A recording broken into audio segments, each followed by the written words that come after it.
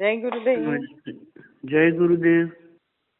કાચી રે માટીનું કોડિયું આકાયા,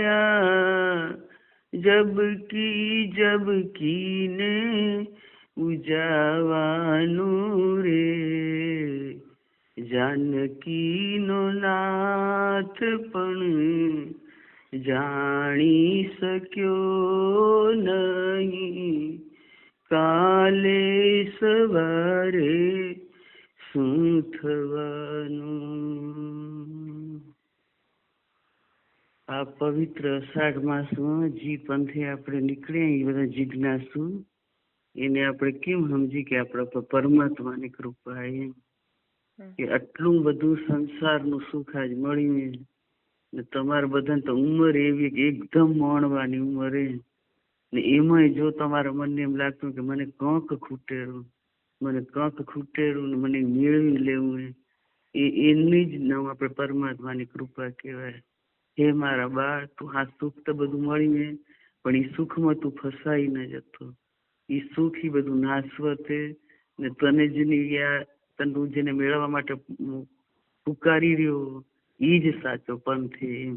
એવો જ અહીંયા આપણે વિચાર આવે, આવી દોમ સાહેબીમાં આપણે જે પરમાત્મા વિશે વિચાર આવે એમ કે આ સંસાર એક એટલું ઘેરું જંગલ, એવું જંગલ કે એમાંથી કઈ રીતે નીકળવું ને શું કરવું ને શું ન કરવું કઈ ન સૂજે. એવા સમયમાં જો પરમાત્માને આપણે યાદ કરવાનું, એને મેળવવાનું, એને કઈ રીતે હું મેળવું એવું જે પાગલપન મનમાં આવે ને તે સમજવાનું કે પરમાત્માની આપણા પર પૂર્ણ કૃપા થઈ ગઈ. એવી તડપ જાગે કે એને મેળવવા માટે હું શું કરું, ક્યાં ગોતું, કેમ ગોતું, એ ક્યાંથી મળશે, એ કેવો હશે, એમ એવી જે ભાવના અંદરથી જાગે ને, જે આપણે મનથી કરી ને મનથી ઈ વસ્તુ જે આપણે કોઈક કે આપણે ગુરુ કે કોઈ સંત કે કોઈ વડીલ કે તમે આમ કરો ઓમ કરો આપે કરી એ વસ્તુમાં બરકત ના આવે. જે આપણે સ્વયં અંદરથી આપણે એવી ભાવ થાય કે ના મને કંઈક વસ્તુ મારે જીવનમાં ખૂટેલું એવા પાત્ર તમે બધા બની ગયા. આવા સંસારને આટલું બધી દોમ સાહેબી વચ્ચે જો પરમાત્માને મેળવવાની જે તડપ લાગે ને તો સમજવાનું કે પરમ કૃપા પરમાત્માની, આપણા ગુરુની આપણા પર વિશેષ કૃપાથી. એક તો આવા કળિયુગમાં અને આવા દોમ સાહેબીમાં જો આવો વિચાર આવો ને બહુ જ ઉત્તમ વિચાર પણ એ વિચારને એકદમ અમલમાં મૂકી દેવાનો કે સારો વિચાર કે સારો વિચાર આવે ને સારું કામ કરવાની ઈચ્છા થાય ને તો એમ કે સંતો કે બધા કામ મૂકીને ઈ પેલું કરી લેવાનું એમ. એટલે બીજા કામ મુકાશે ને આપણે સંસારમાં ઈ બધા કરવા પડશે. ઈ તનથી કરવાના મનથી જે આવો સારો વિચાર આવે ને તો એને આપણે અમલમાં એકદમ મૂકી દેવાનો ને પલને આપણે એકદમ ઉપયોગી કરી લેવાની કે જન્મથી ભવથી જે સુખ મેળવવા માટે આપણે તડપી રહ્યા કે કયું સુખ કે મને આ સુખ મળે પણ કાયમ ટકી રહે, મને આવી જુવાની મળી પણ કાયમ ટકી રહે કેમ કે શરીરમાં કોઈ દુઃખ ન હોય. આવી જ મસ્ત કે આપણી ઈચ્છા ભવથી એમ કે જે મને સુખ મળે અક્ષય હોય એમ. એનો ક્ષય ન અક્ષય કે એનો ક્ષય ન થાય, અખંડ રહે કે જે ખંડિત ન થાય. અહીંયા આપણે પ્રિયતમ તો એકદમ મસ્ત મળ્યું હોય પણ મનમાં એમ કે ઈ વળી આપણે તોય કદીક મનમાં બી કે સુખ આજ મળ્યું હોય તો કદી જતું નહીં રહે ને દુઃખ નહીં આવી જાય ને ઈ બધી આપણી મનમાં ચિંતા જન્મથી આપણે જેને મેળવવા માટે મથી રહી ઈ સુખ આપણે આ દેહમાં નહીં મળે. આ દેહ હોય કે દેહ આવે એટલે બાળપણ હોય, યુવાની આવે, ગળપણ આવે એટલે યુવાની આવે, બાળપણ હતું તે આપણે કઈ સમજણ નથી, યુવાની તો આપણે મસ્તીમાં ખોઈ નાખી, ગળપણ આવે તો શરીરમાં એટલા બધા રોગ આવી જાય. એટલે ઈ આ દેહ ત્યાં સુધી દેહના ધર્મ એ દેહના ધર્મ આપણે લાગ્યા વગર રહેનારા નથી. જે સુખની આપણે ઝંખના એ જે પંથે આપણે નીકળી પડે એ અગમ પંથ, એ અગોચર અગમ એટલે જે ઘરની આપણે ગમ નથી, અગોચર એટલે જે આંખેથી દેખાતો નથી પણ જે અનુભવાયેલો એ પંથ એવું હોય એ એકને પામવાથી આપણે તમામ સુખ મળી જશે. ને એ સુખ મેળવવા માટે કશું કરવાની જરૂર નથી. એક સાચા મનથી એને પુકારવાની જરૂર છે. એને સાચા ભાવ ખપેરો, એને સાચી શ્રદ્ધા ખપેરી, એને સાચો વિશ્વાસ ખપેરો. એના માટે બીજું કોઈ મૂકવાની જરૂર નથી. આપણે સાચો ભાવ જગાવવાની જરૂર છે. ની તમારા બધાના મનમાં જાગી હોય. આપણી તમારા જેટલી ઉંમરમાં જો આવો ભાવ જાગે ને તો પરમાત્મા એટલો રાજી થયો, એટલું બધું મારા બાળકને દીધું હોય, પણ મારું બાળક એમાં નથી ફસાણો ને મને મેળવવા માટે ગોતી રહ્યું હોય, મારા માટે તડપી રહ્યું હોય ને મારા મને એમ કે કી રીતે મેળવી એવી જેનામાં ભાવના જાગી ગઈ ને એના માટે પરમાત્મા જરાય દૂર નથી. પણ આપણે એક વસ્તુ એના માટે વિઘ્નમાં વિઘ્ન શું છે કે આપણે ભક્તિને આપણે દેખાડો નથી બનાવવાનો. ભક્તિને જો દેખાડો બનાવશું ને તો આપણે થાકી જશું. પણ ભક્તિને આપણે પરમાત્માને પામવાની એક એની કૃપા સમજવાની. ભક્તિ એટલે પરમાત્માને આપણે પામી લેવાનું. ઈ ભક્તિથી આપણે પરમાત્માને પામી શકશું. ઈ પરમાત્માને પામવાની પરમાત્માની જ કૃપા છે. એની કૃપાથી જ આપણે મળશે. આપણે આજ મુખ્ય આપણે એ જ કે મને પરમાત્માને કઈ ઝાંખી થાય, ઈ કેવો હશે, ઈ ક્યાં રહેતો હશે, ઈ મને જોતો હશે કે નહીં જોતો હોય. હું એને સ્મરણ તો કરું પણ એને ખબર હશે કે નહીં હોય. એમ ઈ સાકાર હશે કે નિરાકાર હશે કે મૂર્ત હશે કે અમૂર્ત હશે કે ક્યાં રહેતો હશે ને કેવો હશે. તો પરમાત્મા કહે કે તમે તમારી જેવી સોચ હોય, તમે જેવા ભાવથી મને પુકારશો, પણ મને તો ખાલી એક સાચી તમારી તડપ ખપે, મને ખાલી તમારો સાચો પ્રેમ ખપે. આપણો જેવો ભાવ હશે એવા ભાવે પરમાત્મા આપણે દર્શન દેવા તૈયાર. ઈ પરમાત્માના દર્શન વગર કોઈ જીવને શાંતિ થતી નથી. આટલું બધું સુખ મેળવા છતાંય આપણે મનમાં અશાંતિ લાગેલી કે આટલું આપણે સંસારનું સુખ મળ્યું છતાંય આપણે કંઈક ખૂટેલું ને તો એવી આપણે જે ભાવના થાય ને તે સમજવાનું કે આપણે સચ્ચા ભક્ત બની ગયા. ના કે મન આ સંસારના સુખમાં જ રચ્યું પચ્યું હોય કે બાળકને ગમે એટલા રમકડા મોટા મસ્ત મળે ને એમાં રચ્યું પચ્યું રહે ને શાંતિથી રમે પડ્યું ત્યાં સુધી માં એના સામું જોતી નથી. પણ જઈ બાળકને એ બધા સુખમાં સંતોષ ન થાય, રોવા માંડે કે ના મને આ નથી ગમતું, મને આ નથી ગમતું, આ નથી ગમતું, બસ મને મારી માં જ ખપે, મને મારી માં જ ખપે. એટલે સંસારનું સુખ તો પરમાત્મા આજ આપણે બધા માણસને કોઈ વસ્તુની કમી નથી રાખી. દોમ સાહેબી દીધી. પણ દોમ સાહેબીમાં જેને પરમાત્મા યાદ આવેરા, જેને ગુરુ યાદ આવેરા, એને ગુરુની કૃપાની કમી લાગેરી, પરમાત્માની કૃપાની કમી લાગેરી ને એ સચ્ચા સાધક છે. પણ સાધકમાં આપણે શું કરવાનું હોય કે જે આપણી પંથે નીકળે ને એ રાહ એટલો બધો નિરાળો હોય, એટલો બધો પ્રેમાળો હોય કે એને મેળવવા માટે ખાલી કૂદી પડવાની જરૂર છે. કે આપણે એમ કે આપણે જીવને તો એક જીવન સાથી આપણે મળી જાય જીવનમાં તો આપણે એના માટે આપણે બધો ત્યાગ કરી દઈએ.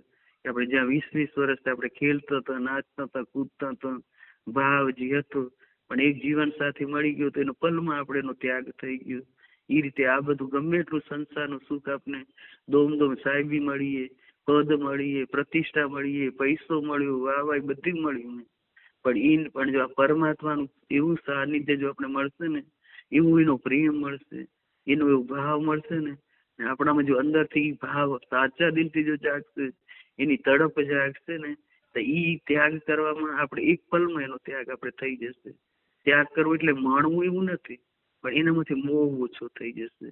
કે આ ભલે આપણું જ્યાં દેહ ત્યાં સુધી આવે, પણ જો દેહ મટી જશે, દેહ પડી જશે, પછી આપણું શું થશે? આપણે જે ઘર જવાનું હોય એ ઘરની આપણે શું તૈયારી કરીએ?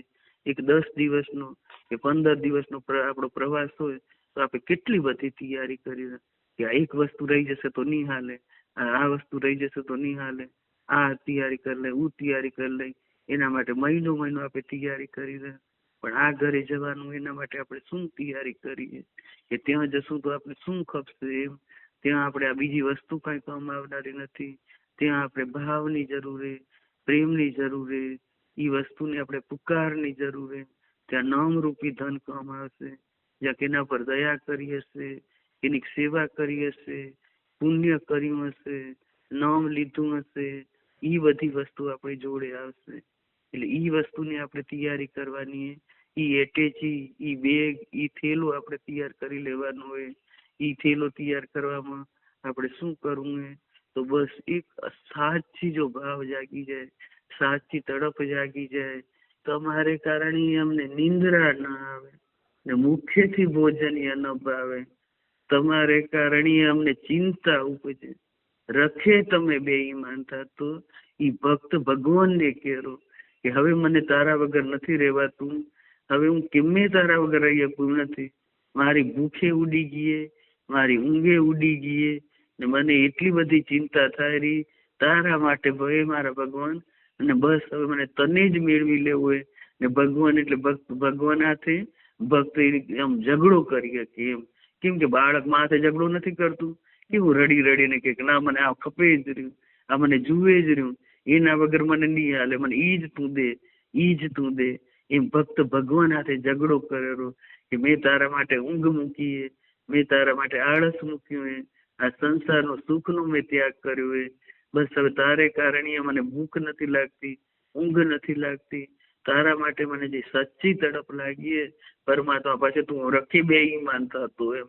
તો પરમાત્મા એમ કરે કે સંસારી જીવ એવા સંકલ્પ કરે રહે કે હું સવારે આપણા 4 વાગે ઉઠી જઈશ, હું ભગવાનની ભક્તિ કરીશ, હું જૂઠું નહીં ભૂલું, હું દાન કરીશ, હું પૂન કરીશ, મારા તનથી જીસસની સેવા કરીશ. એ બધા મનુષ્ય આ જે ભક્ત એવા સંકલ્પ કરેલો.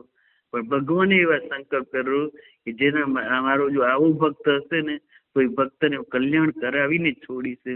ભગવાન કરો હું એવો એક સંકલ્પ કરું કે જી મારા માટે જેને આ જીવન સુખનો જે ત્યાગ કરેલો, મારા મને જે સાચા દિલથી પુકારેલો, મારા માટે જે તડપેરો, એને ક્યાંય હોર નથી હોતું. એમ કહે કે અજંપો થઈ જાય માને, સનેપાત થઈ જાય કે બસ તું જ મને હવે ખપ, બસ મને તું જ ખપ, તું ક્યાં મને મળીશ, તું કેવું હોઈશ, તું ક્યાં રહેતો હોઈશ, હું તને પુકારું તું સાંભળતો હોઈશ કે નહીં સાંભળતો, તું મને હું તને ક્યાં મેળવું, કેવી રીતે મેળવું, શું કરું, કેમ કરું.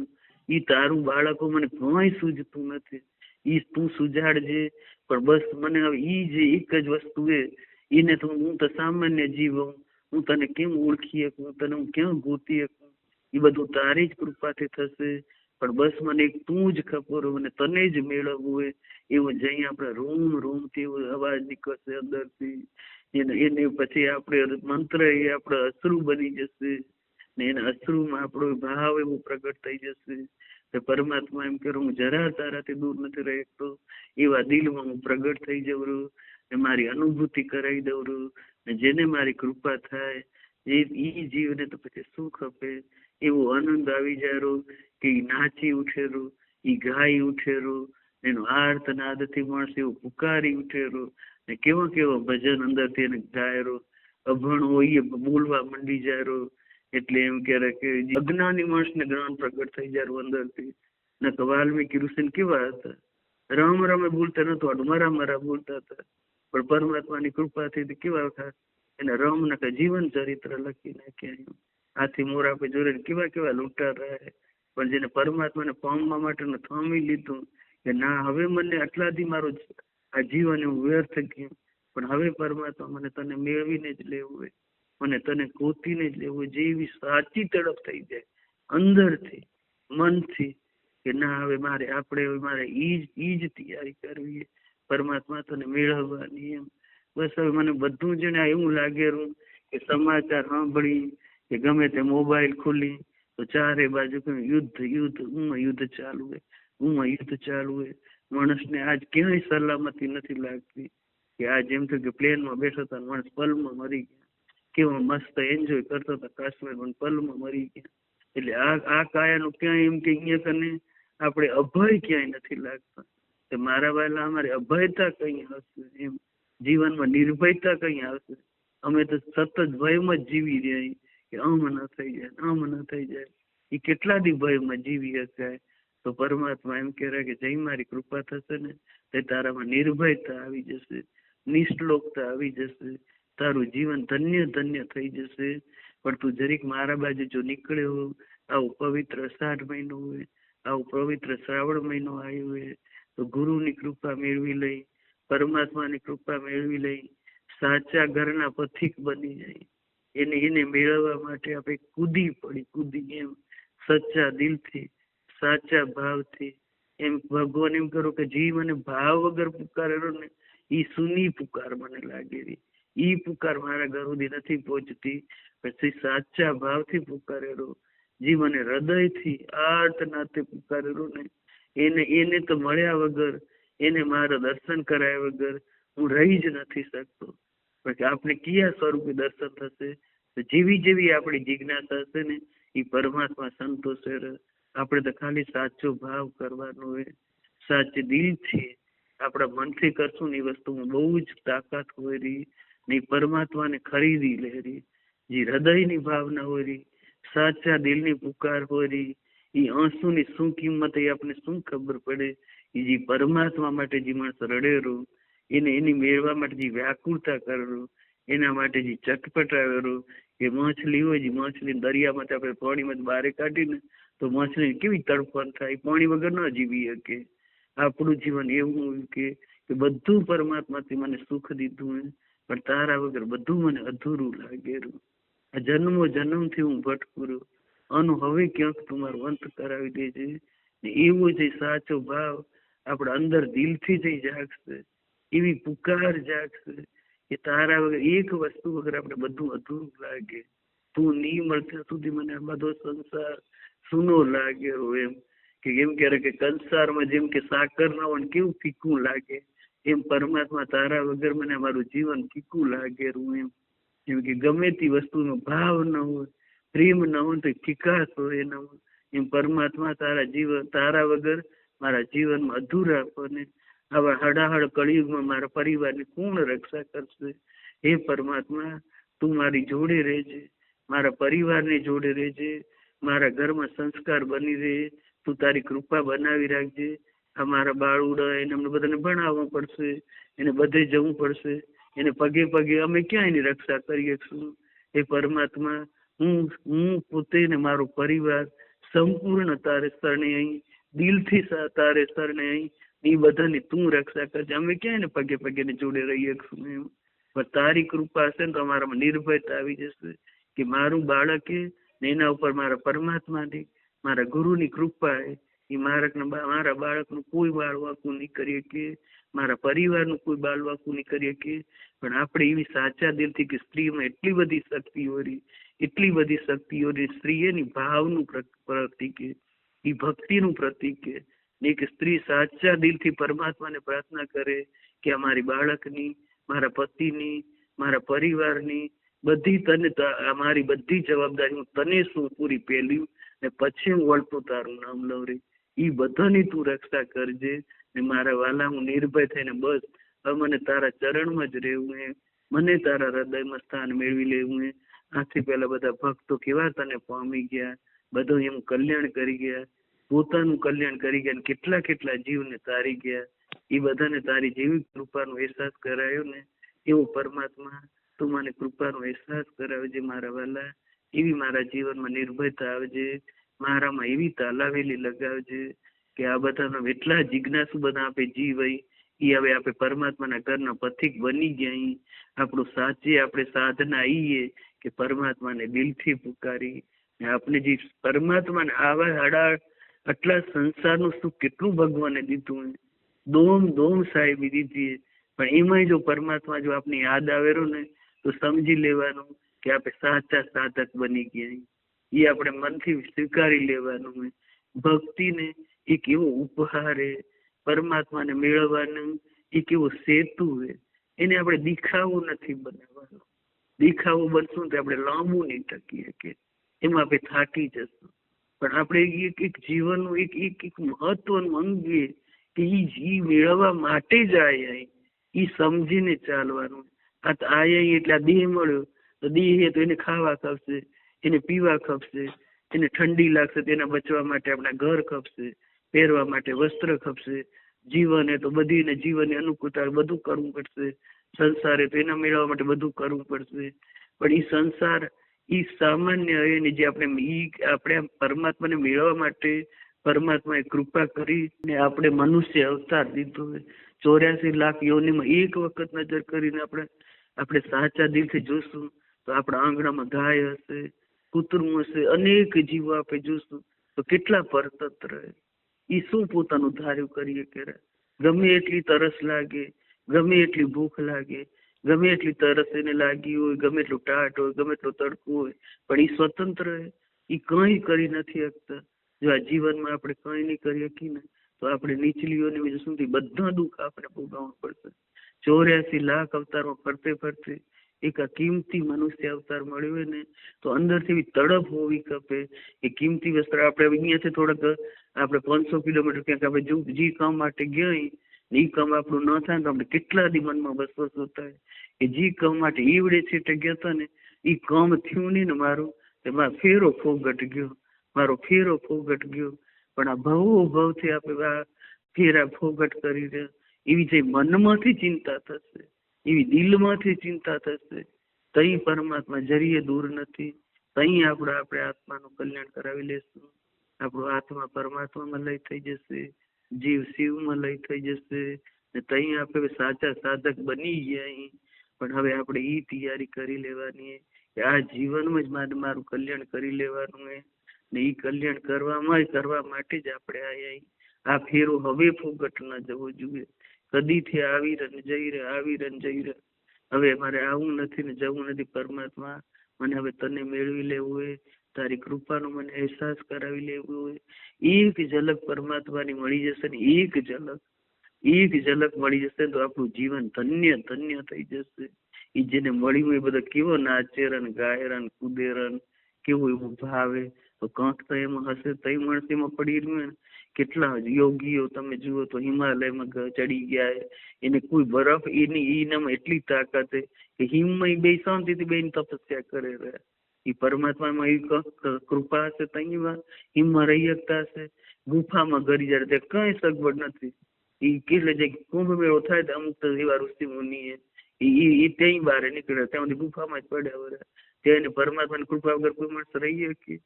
એટલે એવું સમજ કે બધા ઉપર પરમાત્મા કૃપા કરેલો, આપણા ઉપર કેમ નહીં કરીએ કે આ જીવનને સુધારી લઈ. આ એ તો આપણો ફેરો ફોગટ ન જાય ને એવી મનથી હિંમત કરી લેવાની કે ના હું આવ્યો અહીંયાથી આપણે કમાવા જઈ રહ્યા 500 કિલોમીટર 700 કિલોમીટર કે આપણે જે ઉદ્દેશથી આવ્યા ને એ જો આપણે ન કરી શકીએ તો આપણું જીવન શું કામનું એમ આપણે થાય. તો આ જે કામ કરવા માટે આપણે પરમાત્માએ અમૂલ્ય આપણે મનુષ્ય અવતાર દીધું હોય તો એ ફેરો ફોગટ ન જાય એવું મનમાં વસવસો થવું ખપે, એવો ધોખો કરવો ખપે. તો આપણે જરૂર આપણા જીવનને આપણે હાંસિલ કરી શકશું ને આપણો ફેરો ફોગટ નહીં જાય. પરમાત્માને મેળવીને જ રહેશું.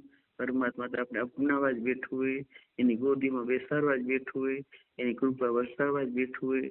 પણ થોડીક એક સાચી આપણી તડપ જાગી જાય, સાચી પુકાર થઈ જાય કે જે જપ એ આપણે અશ્રુએ એ આપણું એનું નામ સ્મરણ બની જાય ને આપણે રૂમે આપણે પરમાત્માની પુકાર જાગી જાય. એવી જે પુકાર જાગશે ને એ આપણે પરમાત્માને મેળવી લેશું. આપણે એના કૃપા પાત્ર બની જશું ને આપણે આપણા જીવનને ધન્ય બનાવી લેશું. જય ગુરુદેવ.